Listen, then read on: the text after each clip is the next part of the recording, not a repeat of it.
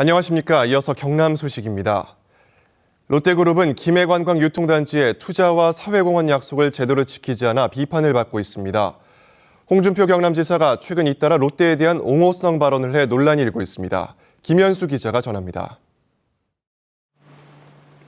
홍준표 경남지사가 최근 김해관광유통단지 투자와 관련해 롯데그룹을 옹호하고 나섰습니다. 롯데를 갖다가 김해에 와서 투자해 준다는 것 자체만으로 우리는 고마워해야 됩니다. 경상남도가 롯데그룹의 김해관광유통단지 건립 사업을 정상 추진하도록 촉구하고 자금 유출을 막기 위해 현지 법인화를 추진하는 경남도의회의 결의안 발의에 대해서도 반대했습니다. 도의원들 입장은 이해를 하는데 그건 상당히 기업을 압박하는 것은 저는 부적절하다는 생각입니다. 홍 지사는 최근 기자들과의 오찬에서도 이 같은 도의회의 움직임에 대해 갑질이다, 철딱선이 없다라고 원색적으로 비난했습니다. 이 같은 발언이 알려지자 롯데그룹의 상생발전운동을 벌여온 시민사회단체가 즉각 반발하고 있습니다.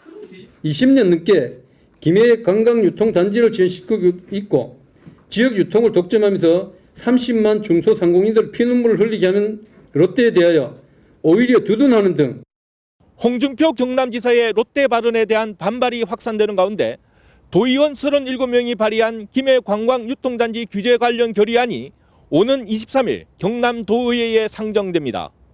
KBS 뉴스 김현수입니다. 경상남도와 시군이 저소득층 지원비를 제외한 전체 식품비의 절반인 453억 원을 지원하는 안을 전격 제시했습니다. 경남교육청은 이에 대해 추후 입장을 정리해 발표하겠다고 밝혔습니다. 김대진 기자의 보도입니다. 급식비 현안을 논의하기 위한 시장 군수 정책회의. 1시간 동안의 회의 결과 기존 안보다 지원 범위를 늘리기로 했습니다. 전체 식품비 1,244억 원 가운데 국가에서 지원하는 저소득층 식품비 337억 원을 제외한 907억 원의 50%인 453억 원을 지원하기로 합의했습니다. 기존 315억 원 지원 입장에서 절반 정도 더 확대한 것입니다. 이번에 경상남도와 18개 시군에서 지원하기로 한 453억 원은 영남권 시도 중 가장 많은 금액입니다. 이에 대해 경남교육청은 일단 저소득층 식품비를 제외하고 지원하는 것은 맞지 않다는 입장입니다.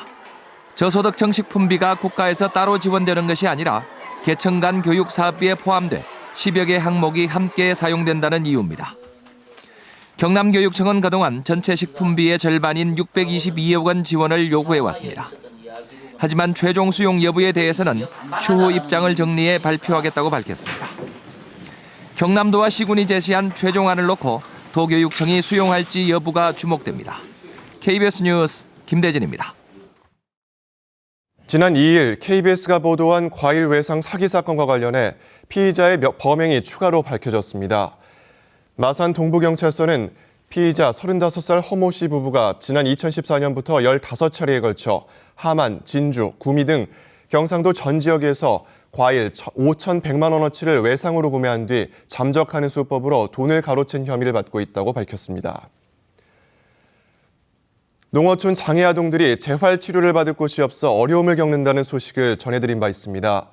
함양군 보건소가 이를 해소하기 위해 경남 최초로 장애 아동을 위한 재활 치료 프로그램을 도입해 주목받고 있습니다. 김소영 기자의 보도입니다. 발달장애 아동들이 그림 그리기에 푹 빠져 있습니다. 여기 나무도 한번 그려볼까? 나무는 무슨 색깔이었지?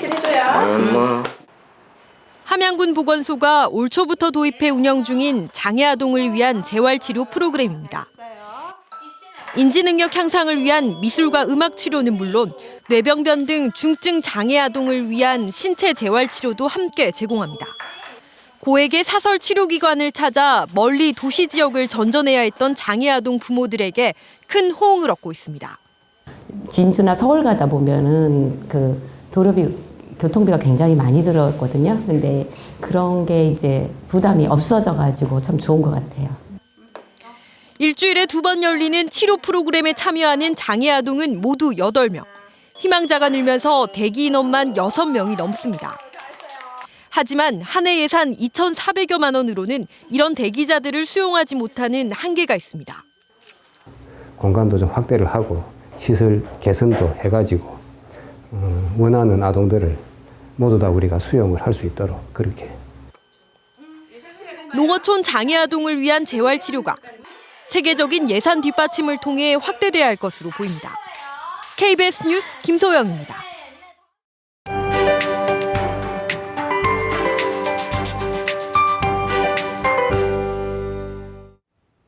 반짝 추위가 기승을 부리고 있습니다. 최저기온은 영하 5도선까지 떨어졌고 바람도 약간 강하게 불고 있는데요. 이번 추위는 오래 가지는 않겠습니다. 내일 낮부터 누그러지겠고 점차 예년 기온을 회복하겠습니다. 목요일과 금요일 창원의 낮 기온 10도 안팎까지 오르겠습니다. 오늘은 중국 상하이 부근에 위치한 고기압의 가장자리에 들겠습니다. 구름량은 오후로 갈수록 늘어나겠고 미세먼지 농도는 보통 수준을 유지하겠습니다. 아침과 낮 기온 모두 오름세를 보이고는 있지만 여전히 평년값에는 미치지 못하고 있습니다. 옷차림 든든하게 하셔야겠고요. 창원 영하 3도로 출발해 밀양 7도, 김해는 6도로 예상됩니다. 서부 지역은 아침까지 눈이 지나는 곳이 있겠습니다.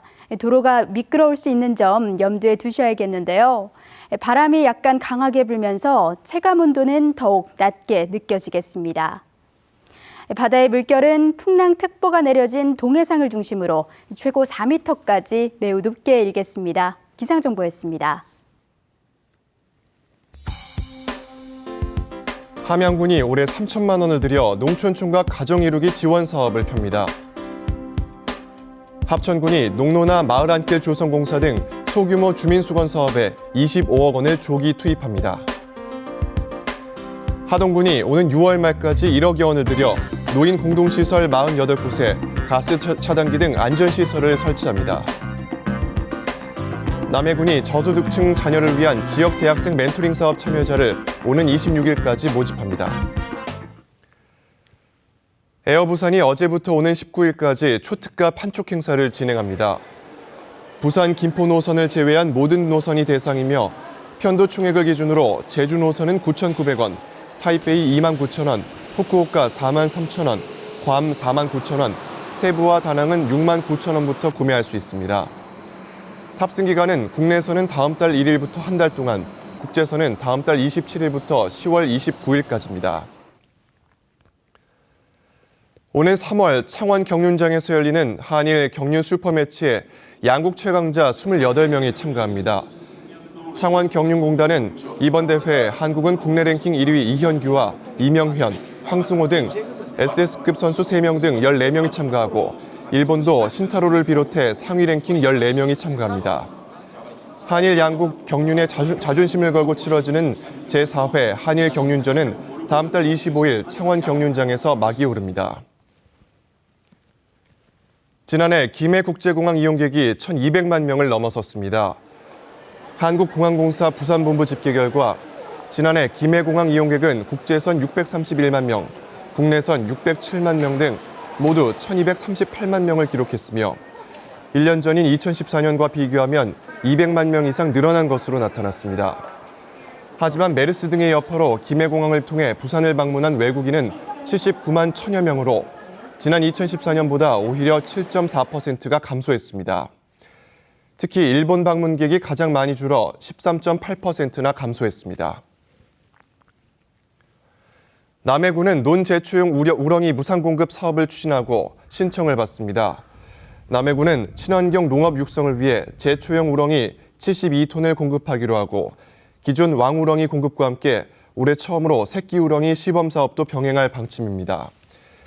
벼 재배 농가는 오는 26일까지 읍면사무소를 방문해 신청하면 제초용 우렁이를 무상으로 받을 수 있습니다.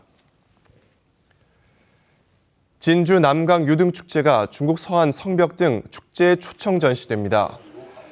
중국 서안 성벽 등 축제에는 진주시 전통 등 21개와 35m 구간 소망 등이 전시되며 오는 10월 진주 남강 유등축제에 서안 축제 등을 초청 전시하기 위해 진주시와 진주문화예술재단 관계자가 내일부터 중국 현지를 방문합니다.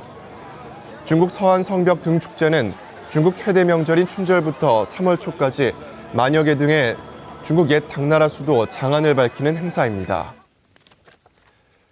KBS 뉴스를 마칩니다. 고맙습니다.